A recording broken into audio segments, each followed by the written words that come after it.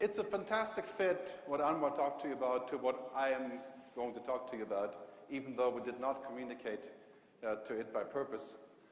But I want to talk to you about consumer empowerment in a networked society. We already had a short session this afternoon, so I will not go through the lengthy introduction here, but my company is a Futurist agency. We deal with trends for companies trying to reinvent themselves for the next couple of years. If you want to connect with me, you can do so on Facebook. And by the way, we don't have time for questions later. So if you want to ask questions, Facebook, G. Leonhard, and also Twitter is G. Leonhard, and email, also G. Leonhard. This is my job, and I hope I'll be able to transfer some of the stuff from the future over to you. First of all, this is a thing called the Twitter wheel. This shows you how I'm connected to people.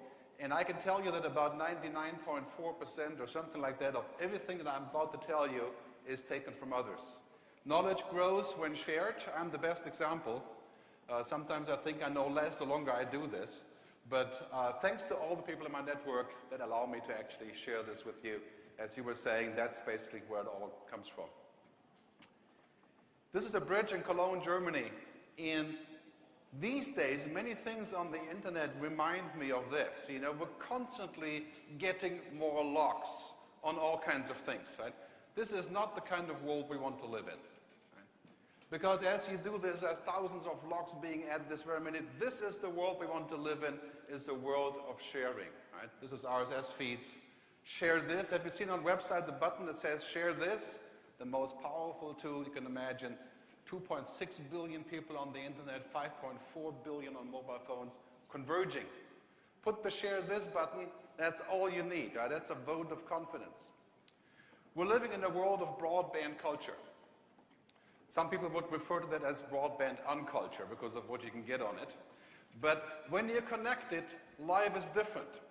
And here's a really smart guy about 30 years ago, 40 years ago, Marshall McLuhan. Let's see if we can get some sound in this video, please. The global village is a world in which you don't necessarily have harmony. You have extreme concern with everybody else's business and much involvement in everybody else's life. It's a sort of Ann Landers column writ large. And it doesn't necessarily mean harmony, peace and quiet, but it does mean huge involvement. We stop him right there. Marshall McLuhan, 1976, that global village. That's what we have today. Right? We have the global village. We have the global village today, and it does not mean harmony, peace, and quiet. It means involvement. If we want quiet, we have to have a tyrant. Right? We have to be with Apple computers, right? Where everything is in the walled garden. I use Apple equipment, obviously, so there's a conflict here. But basically, with this kind of society, the broadband culture, the connected society, we're looking at disruption. Right? Disruption pretty much of everything. Copyright, authority, control, competition, ownership. There's now a machine that allows people to copy three-dimensional objects. You can put your shoe in this machine and have it copied. Talk about a free download of a book, right? That you can copy my shoe and take your own shoe away. I give it 5 years, I can copy this computer in a machine.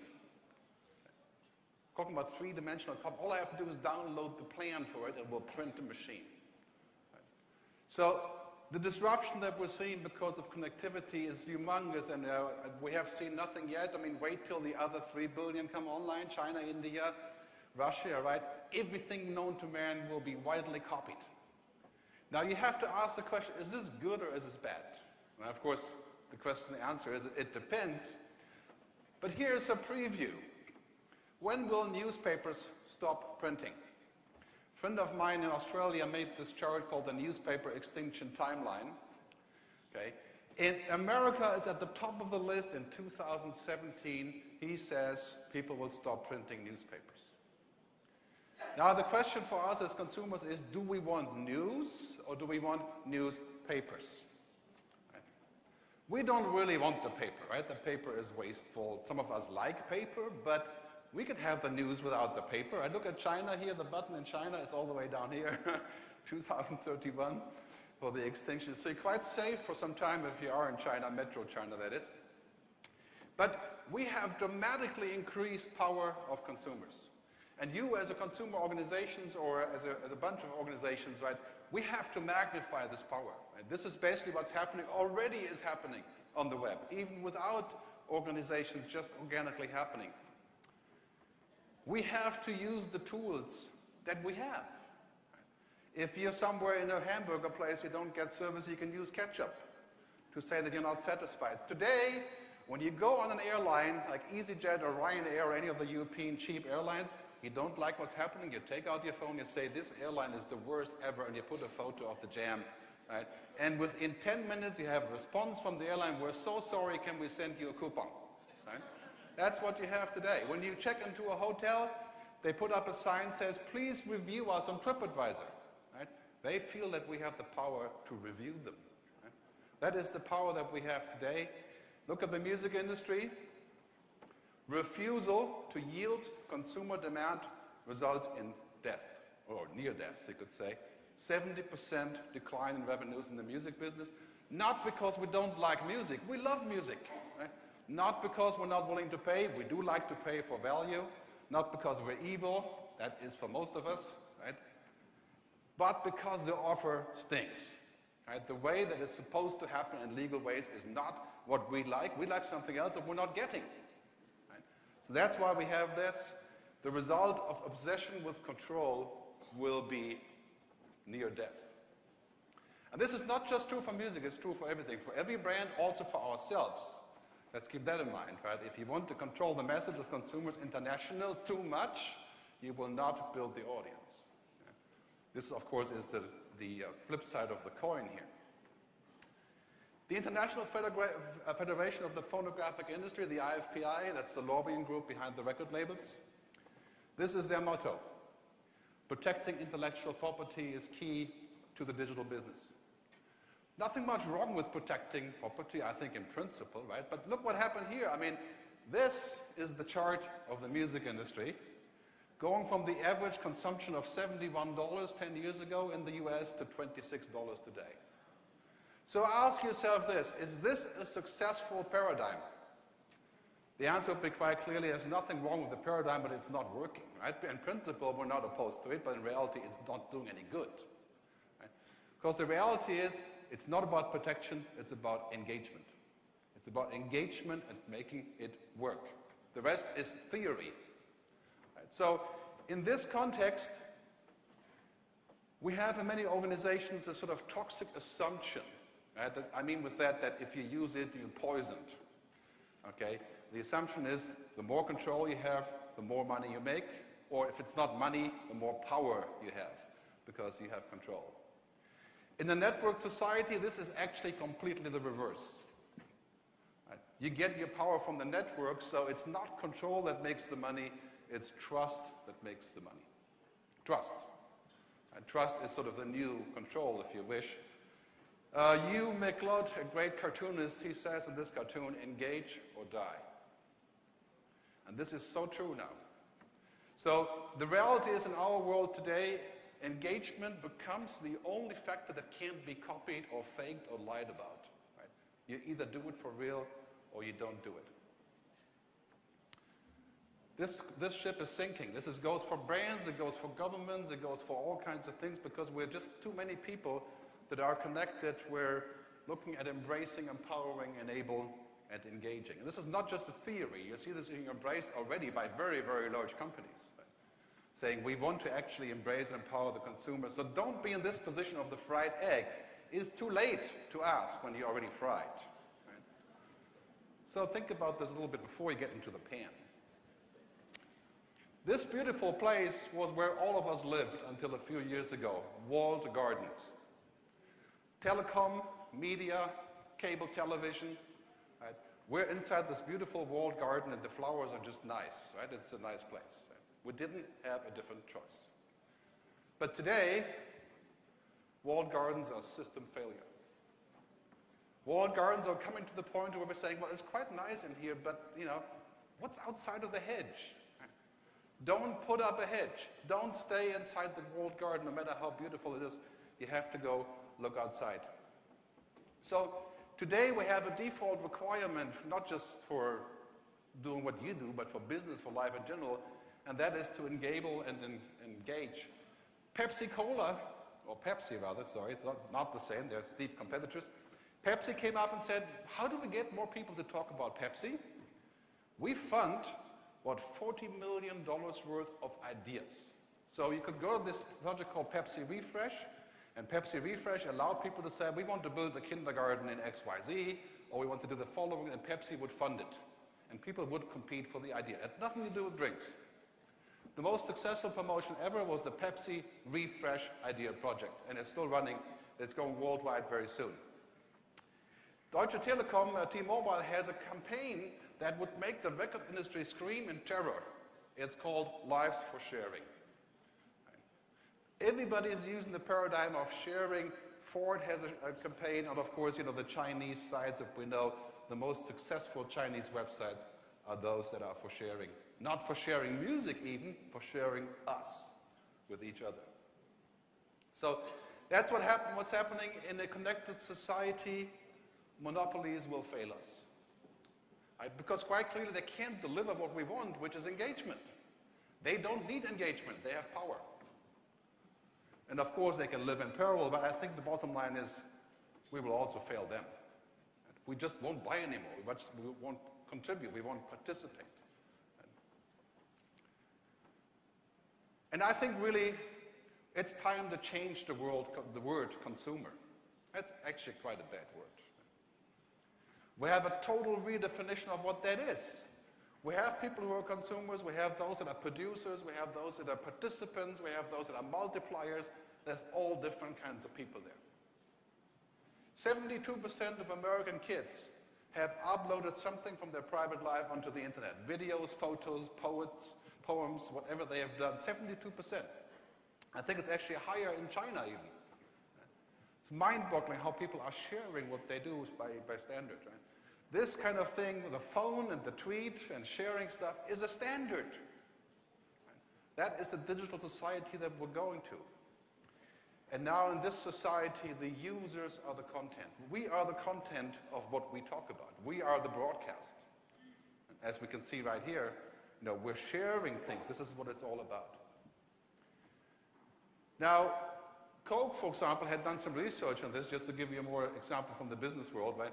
The chief marketing officer of Coke says they found out that from the 150 million views that they have on YouTube, only 25 was made by them. All the other stuff was made by users.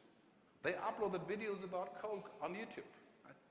Most of the marketing was free by others. Right? So users are now the content. You may know about some of these tools. Flipboard, the Twitter Times, Paperly. Right? It's tools you can use on mobile devices to read things from your friends. Flipboard takes all my Facebook friends, my Twitter friends, and makes a newspaper. Every day makes a digital newspaper. So my friends are the curators of my newspaper, not the New York Times. But of course my friends also use the New York Times feeds, right? So there is an overlap there, right? So curation is creation. Right? Remixing things, changing things is just as creative as inventing them in the first place. I talked about in the afternoon, social networks are now the next broadcasters. Facebook is the third largest country in the world. Only China and Brazil are larger. Facebook is the third largest country, 20 billion minutes spent every day on Facebook. Facebook is the biggest broadcaster, bigger than all of the broadcasters together. And they're broadcasting us to each other, and the Chinese versions of Facebook just the same. So, many people refer to Facebook as the Facebook monster, because it's so viral and so powerful, and they seem to be taking our privacy, right? And this is what the founder of Facebook says, and it does make you a little bit worried, but also hopeful. He says, we have created the most powerful distribution mechanism that has been created in a generation. A distribution mechanism. He's not saying we've created the most powerful way to waste time, or to connect with strangers, or to do whatever, to broadcast your likes, right? He's talking about a distribution mechanism. This is our distribution mechanism. Imagine what happens Facebook a year ago. They changed the terms of use, and they said everything you put on Facebook belongs to us. Right? And then what happened? Within 13 hours, 2.5 million people quit Facebook, and thousands of messages came out, right? And the founder of Facebook, Mark Zuckerberg, came back after 18 hours and said, guys, I'm so sorry, we'll go back to the old. Facebook cannot afford to get away with any of this because we can immediately destroy them if we wanted to. So this is an interesting statement he's making on this. Kevin Kelly, the founder of Wired magazine, says something very important that you should consider for your work. We're no longer people of the book, which is kind of sad because I like books. You know, I read books, I write books. Right? We're people of the screen. If you look around the world, the screens you're seeing are QR codes on buildings and screens in airplanes. In the back of the taxi, you have some blaring thing at you. You have screens everywhere, right? I mean, this is an unusual conference. Most places I speak, they go like this the whole time I'm speaking. Right? Doing something else, you know, checking their bank account, buying stocks, whatever. Right? People of the screen. And people of the screen, your kids, like my kids, I have 16 and 21-year-old kids, right? It's the screen. And they are different people. They engage through the screen. It's enough if they can click on it. Right? As Amar was saying, put everything online. Put all your stuff there. Right? So that they can actually look at it and share it and forward it. People of the screen are completely different. And this is a very serious paradigm challenge, as KPMG points out here. We're the digital economy. And the digital economy is about tribal relationships. Tribal relationships, not top-down relationships. Right? It's about this, a game called the Osani. Okay? It's about building stuff together. There is a theory saying that you need about 150 people around you. That's your tribe. It can't be 15,000. Even if you have that many Facebook friends, it can't be 15,000, which I can attest to. It's impossible. So the tribes, right? If you have tribes in your network, that is where the power comes from your tribes. You have to use your tribes to engage in what you're doing and multiply the message with other tribes. That is a digital society, of course, kind of odd, given that these people obviously aren't digital, but it's a very, very good fit to imagine where we're going. So I want to play you a short video. This is a woman called Tiffany Shlain who made a video, a film is just coming out called Connected, the film. And it brings home a fundamental truth that we need to face and embrace going forward.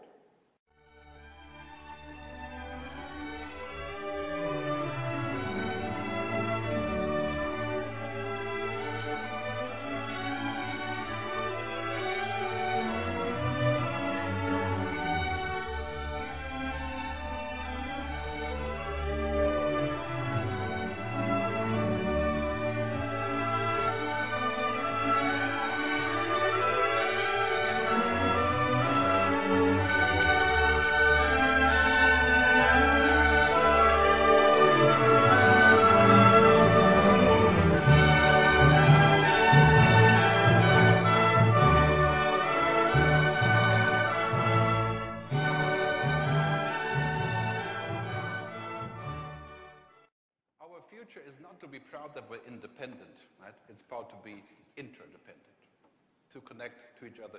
Our only chance to solve the problem is not just problems that we've talked about all day, which include IP and consumer rights, but in general is to connect and make it work together, right? Is to interconnect and build things together. Very important theme, I think, to remember to go home with. So I looked at a few facts about China when I was preparing for this, right? And if you look at these facts, it's quite interesting. Now, you can see where this is going. China has already pretty much twice the internet users than America. But the speed is a mere fraction, the speed of the internet connection. And the penetration is also a mere fraction. Clearly, where this is going in the next 2 or 3 years, China will completely blow away everything that happens in America in the next couple of years. Because the way this is looking, clearly, we're heading in this direction. The developing countries is where everything is going to take a lead, fueled by the internet. Because the numbers are there, there's less problems with the new models, there's more hungriness, there's more openness. I just came back for a few days in Indonesia. I can tell you it's absolutely amazing compared to where I live in Switzerland, how people want to actually get things done. I think this is crucial, going back to the theme of interdependence. This is where all of these things will be happening. So, we're seeing this around the world. We're going back from this old idea, you know, the tube, the broadcast, the monopolies, the cartels in many ways. You know, television was the biggest time waster you could ever possibly imagine, right? there is many theories about this, but today we're going from this idea of me, which is like my thing, to the idea of we. So from me to we, that is reflected in the fact, for example, that YouTube is the most powerful television station in the world and it's not run by anybody. We make the program of YouTube. From me to we.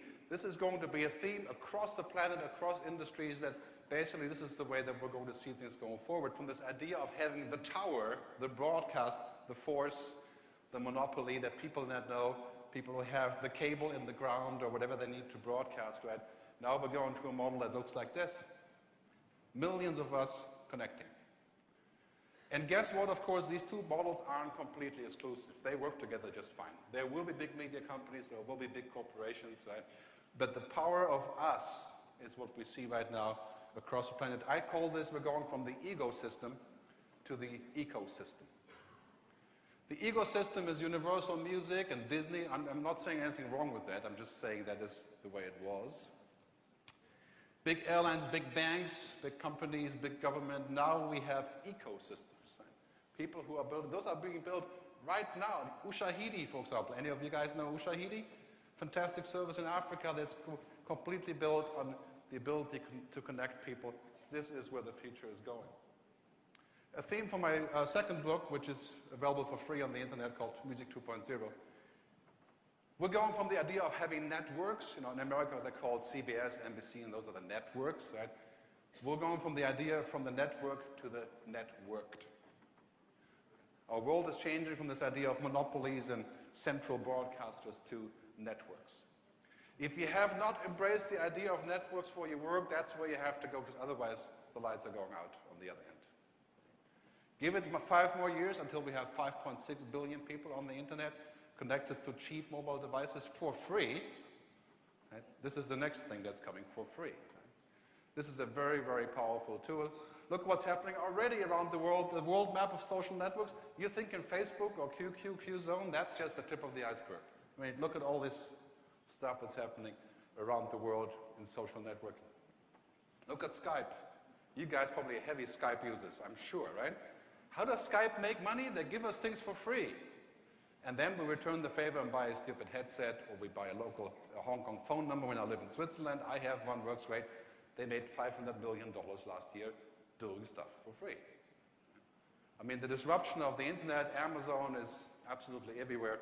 And then The Guardian, the biggest English-speaking newspaper on the web these days, and of course in England, the founder of The Guardian, or the trustee, I think he is, he says, mutuality is the business model. He's not saying competition is the business model. Like, we don't have to kill our competitors, nobody reads them. Right?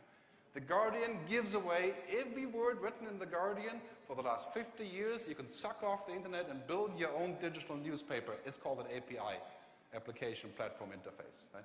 You can take all of the content of The Guardian and make it somewhere else in a different place for free. That's how they build an audience. Because the stuff they do goes out, all the web is about mutuality, not monopoly. My pitch to you is be mutual or be gone.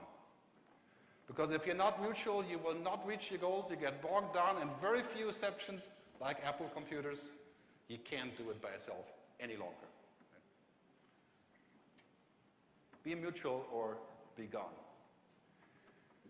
And for that, we need open systems. Did you know that Twitter, the most powerful news dissemination engine in the world, we call this already TNN, the Twitter News Network. Right? If you haven't tried Twitter, you should, right?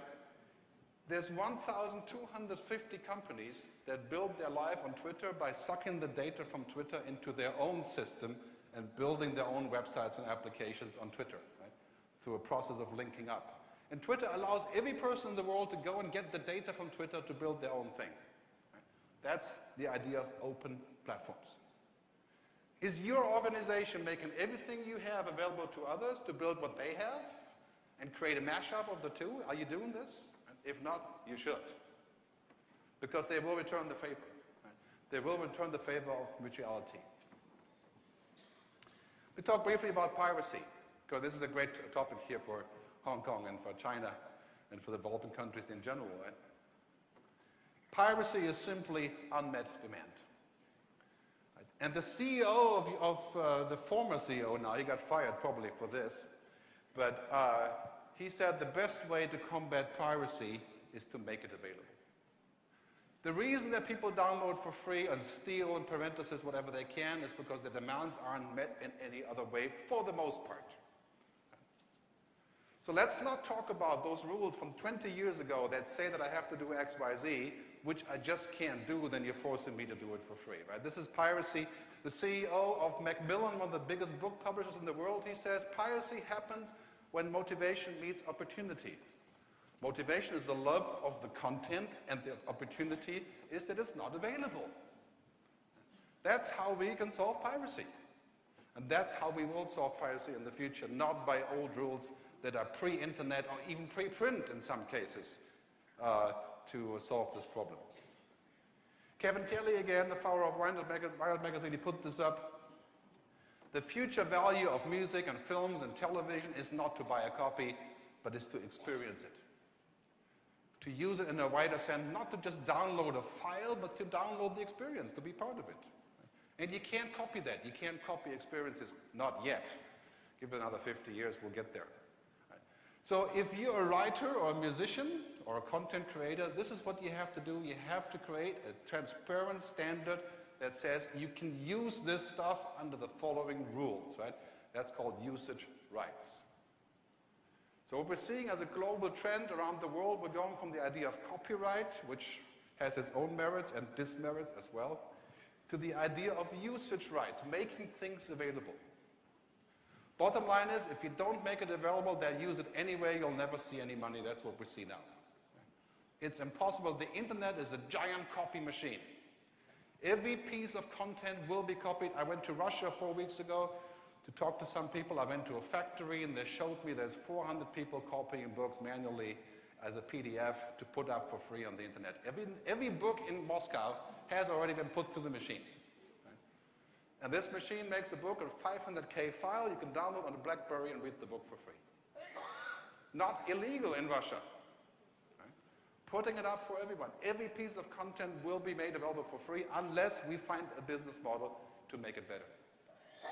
Refusal is useless. You refuse to have your content used, you're just going to end up getting nothing for it in return.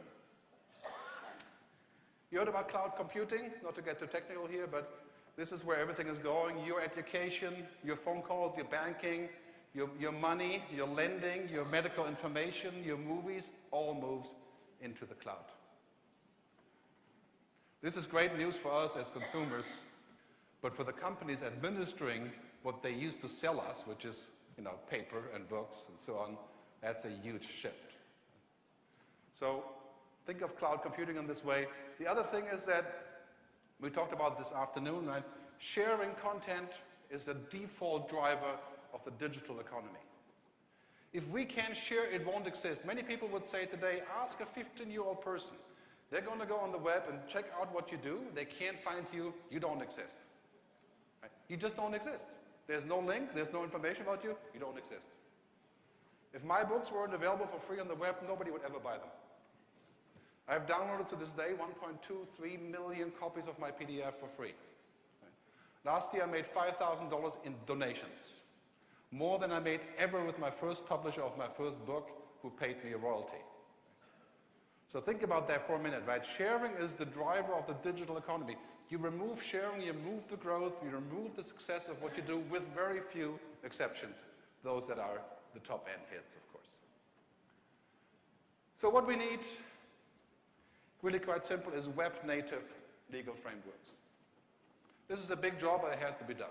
We need frameworks that actually work on the internet when we're connected, not when we're disconnected. Right? And the whole idea of saying that we disconnect people so that the old model can be made to work is ludicrous. Right? I mean, it's like saying, okay, it's proven the world is not a disk, it's round, right? So make it a disk so that we can stay with our paradigm. Right? Web-native legal frameworks. It's inevitable. That's what we should be driving for. That's what we need. The Supreme Court had to confirm, right, that it was legal to do certain things. Now Amazon puts all my music in the cloud. It will be a Supreme Court US case. Right? Those things have to be proven and worked out. So we're going from this idea of ownership to the idea of access. Your next car is an app on your iPhone. Right? And this app calls up the position of the car you want to rent and logs you in and gives you an electronic key to open the car and drive away with, called Zipcar. We don't need ownership of these things, with very few exceptions. We can share them. We don't need to download 500,000 movies to watch one on Friday evening. One is enough that we can actually watch and have access to. It's from ownership to access. That's the way things are going in general. Now, a lot more about that than the other way around. Enabling, not preventing.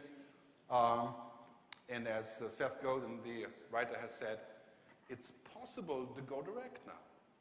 With your issues, as an artist, as a composer, as a creator, to go direct. Seth Godin is one of the most successful writers in business, and he's now said he's going to go and sell direct on Amazon without a publisher.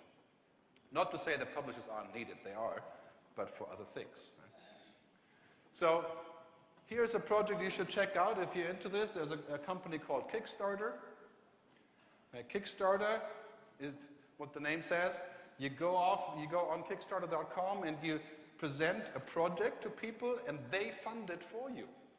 Kickstarter has funded $46 million worth of projects from others called microfunding. You can go on Kickstarter and say, well, I want to write a book, I want to make a movie, I'm starting a band. Right? If you have an audience, the audience will fund your project, or can fund your project. Now, this is obviously not easy, so don't have any illusions about doing this, right? But it's worked out great for some people. Yes, we can. We will go direct. We can fund direct. We can actually get money from the network. Facebook is starting a currency called Facebook credits. You guys know about Facebook credits? It's Facebook money. You buy Facebook money and it becomes a currency, and if people like what I do, they can give me a little piece of Facebook credit. And I can take this Facebook credit and buy an airline ticket with it already today. I can pay my landlord with Facebook credits in a year. I can be an artist, a producer, a brand, a cause, an NGO, and pay for real-life stuff with Facebook credits. And not just Facebook, this will happen on all social networks, of course. So 40 million connected, 46 as of last week. And I would put a little star on saying this will work for some of us, right? So don't have illusions about this being so easy. It's not, obviously not easy. I'll skip this one because I don't have much time left, but if you're looking at this slide, I mean, basically, mobile telephones and data connections are flat-out empowerment for the user. You give the users mobile phones, it's been proven 10% of mobile penetration increases GDP by 1%. But even worse, or better, you could say, right? It increases self-confidence by 1,000%. Because you're connected, you're getting information. People with a mobile phone are just different people, and when they connect to the web, they're, again, entirely different people. So what you can expect, and I hope you actually do this, I'll show you an example in a minute, the creative and activist use of digital technologies will totally explode. Basically, people who know a few things about technology can make a vast difference building cool stuff that gets the word out lightning fast, right? Here's an example. Dictators and predators of free press have one thing in common. Only their opinion matters, and they must have full control over the entire media. To convince people that press freedom really is indispensable, we created a print ad that literally speaks to the people. This is how it works. In newspapers, we published full-page photos of 3 infamous predators of press freedom. People were asked to scan the QR code on the photo and place their iPhone on the mouth of the person. As soon as they placed their phone on the photo, a mouth started to speak. But it was not the mouth of the person in the picture, but a journalist speaking about what's really happening nowadays in Libya, Iran, or Russia. The crackdown on opposition circles in Iran following the presidential election of 2009 continues unabated. Over the last 20 months, countless journalists have experienced periods of arbitrary detention or surveillance by the regime of President Ahmadinejad until they decided to leave Iran. To date, over 200 journalists and bloggers have been arrested. 40 are still in jail. They're accused of spying or acting against state security. Nearly 24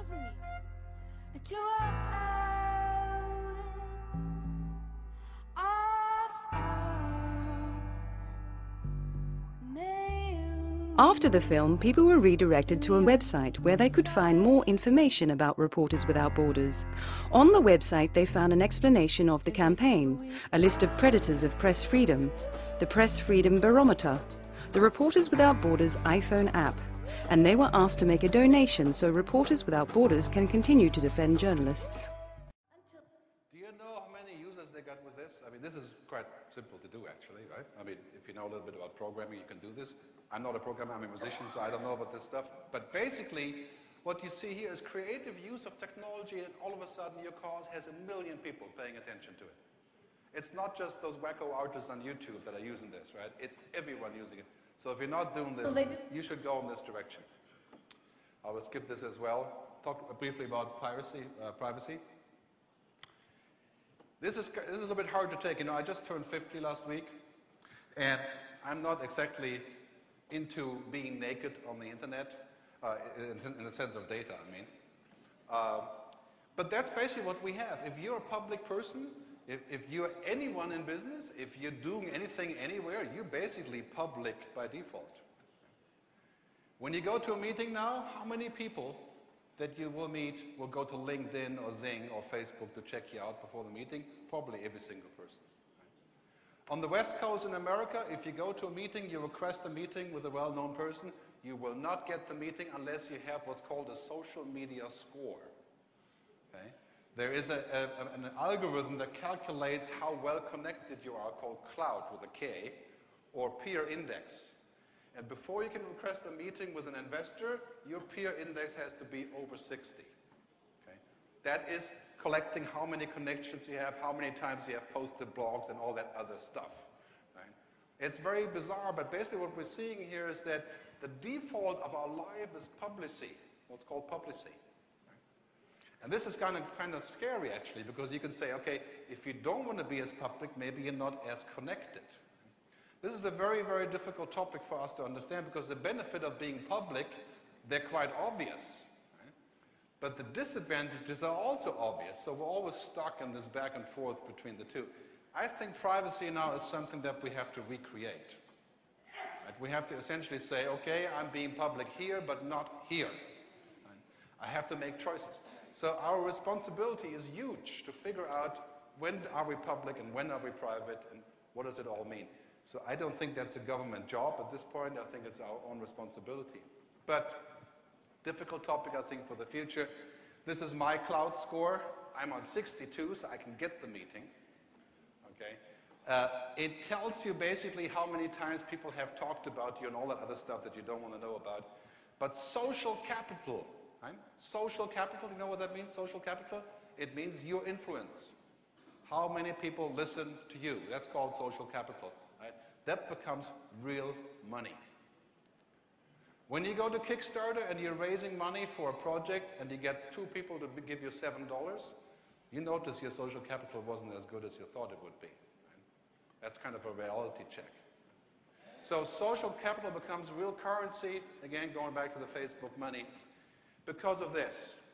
This is today's energy system. It is based on trust. You will know every single hotel company, every single airline company, every company around the world wants to be trusted by the users. And this is the leverage that we have, because if they don't do the right thing, we don't trust them. And that becomes the primary driver of commerce, but also of change is trust. And you know, this is all over the web. If we don't like you, you're in deep trouble. Again, as I said earlier, give it 2 more years when 5 billion people are connected to the web. If we give thumbs down, all of you in this room, it's finished, because it spreads like this. That's the power of the consumer that we have today using these kind of technologies. BP, I talked about this earlier today, in the Gulf disaster, BP did not have a channel to communicate with people, so somebody went on Twitter and they signed up as BP Global PR, but they weren't BP. They just did this. So in this BP Global PR, they slandered BP from A to Z. That caused billions of dollars worth of damage to BP because BP wasn't communicating. Right? The answer is really, if you're not going to get engaged, somebody will engage you anyway. Right? Our choice is to be engaged or get engaged ourselves, right? To be disrupted or disrupt ourselves. That's our choice. We don't have the choice to sit around and do nothing because somebody will come up and disrupt us anyway. So a few challenges, and then I will wrap up so we can go and move towards the tea drinking. More power means more responsibility. We have tremendous power now because of digital technologies. I can take a photo of somebody here and redress a little bit using the Adobe app that I have on my iPhone and make a funny comment and make a complete idiot of myself in 2 minutes. We have all kinds of power saying, and today, in Japan, for example, kids are tracking, parents are tracking their kids on mobile phones. I went to somebody's house the other day and he showed me the screen on his computer where his kids are blips on the screen moving around Tokyo because every phone is connected with a location sensor. It's standard. So that kind of responsibility, are you going to track your kids every second and look at the screen where they are, and then you can superimpose a map to see whether there were drug deals and all this kind of thing? You can worry about it all day long.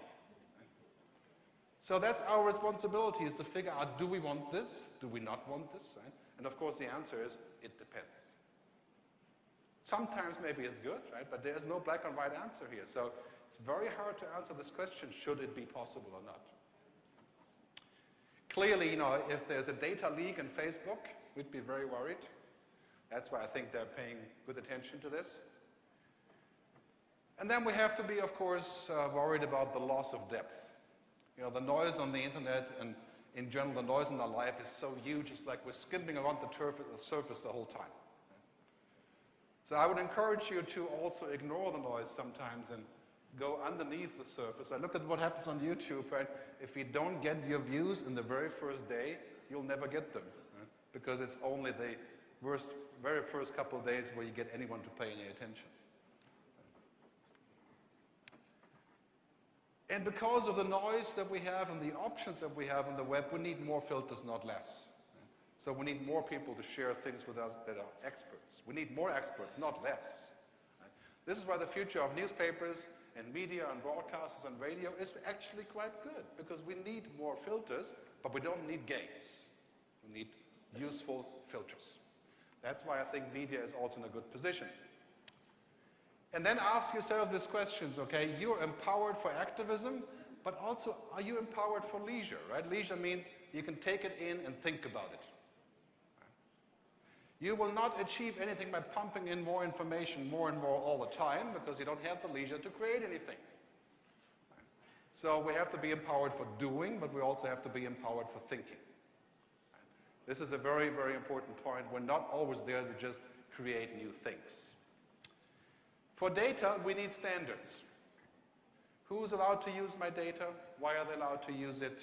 We also need a wipe-out option. So if Facebook doesn't allow me to wipe out everything that was on there, I'm off. I don't want to be part of it. I don't want to wipe it out, but if I did, I want the option. Google has this option. Did you know where the Google option is to wipe out your data? Very hard to find. But it exists. So we need wipe-out options. We need standards to do all these things in the future. And I think this is really the toughest quest for our future. We're going to be radically interdependent. Very few things that we can do that don't impact others, and vice versa. Energy, terrorism, transportation, right? All the things that we can't solve by ourselves. Right?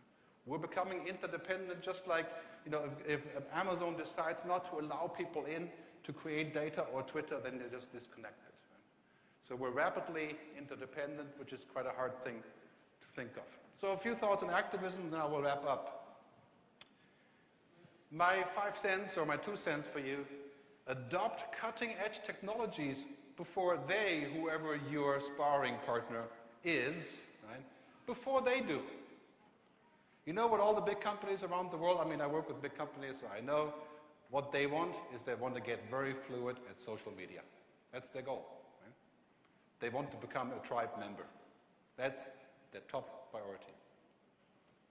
For the good or bad, you have to get there quicker than they do if you want to compete with what they're doing, what they're saying, right?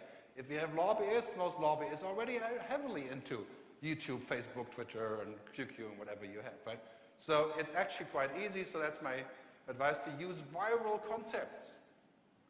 Have you noticed a video, the most popular video on the internet? Anybody know? What's the most popular video on YouTube? Anyone? Charlie bit my finger. I'm sure you've seen it. You haven't seen it? Oh God, you guys are in trouble, right? It's got like 450 billion views or something where baby bites into his finger. But anyway, check it out, Charlie bits his finger. The second one is Lady Gaga, okay, which you probably know. But these videos are viral. That means other people send it to other people. Viral concept is what you need, as I was showing you earlier in the clip. Humor is a very powerful tool. You can get your point across with some sort of cartoon or something funny, you'll get a lot of attention. Humor and sex, but don't use sex, stay with the humor. Think video and go cross media. Video is the #1 communication channel for all purposes now. Don't just write stuff, sit in front of the camera. Make a YouTube channel, upload your stuff to Facebook, right? Let people see you. You would not believe how many fools watch my video every month. Over 100,000 downloads I get on my video channel. I have no idea why. They love video. I don't know if they actually watch it, but they do download it. Came up earlier with Anwar in this speech, decentralize everything. WikiLeaks, no matter what you think about WikiLeaks, the standard of WikiLeaks is they could not be taken offline because they weren't in one place. They're in 100 places. They're decentralized. So decentralize what you do, not just in technical sense, but also otherwise. Aim to be utterly transparent. Again, my advice is if you're in a company, somebody will make it transparent anyway. Except for the stuff that really shouldn't be transparent, which also exists from my point of view. But otherwise, be utterly transparent. And my last piece of advice here, for my personal life, I can tell you, machines can run forever, but we can't. Okay? Take a break. Escape. Okay? That's very important because these days you can always be connected to something. Okay? So don't kill yourself in this way. Okay, quick summary, and then we're off to tea time. From the network to the networked. Right? This is the most important trend that we're seeing around the world, no matter where you're going, from the idea of being a monopoly, a broadcaster, to being a networked entity. The difference between YouTube and MTV. Oh, that's a sort of ballpark that you can think this of. Interdependence. Embrace interdependence because there's nothing else we can do. You may not like it because you become dependent on others, which most people don't like because of the control that we like. Right? We are now, by fact, interdependent, and we will never solve our problems unless we start relying on others, and they on us. Collaboration. I mean, clearly, there is a multitude of problems that deserve collaboration. So maybe consumer rights organizations should start collaborating wider, with more different kind of people. Create web-native legal frameworks. This is huge. Huge mission that has to be done. Something that works with a digital society. Create open business models and independently overlapping circles. Use this, right? People like to share. If you don't publish anything, nobody will share your stuff. Publish a lot of stuff. I mean, if you go on the web and see my stuff, I have 200 hours of video, I have 100 slideshows, I get more than you can spend your entire life with to share. So that is basically how you drive information, how you drive adoption, is sharing. Embrace, empower, enable, and engage. As you says, engage or die. So don't die, please, engage. Lastly, think about tribes. What's your tribe? How are you going to use your tribe to come up with what's going to change your future? Thanks very much for listening.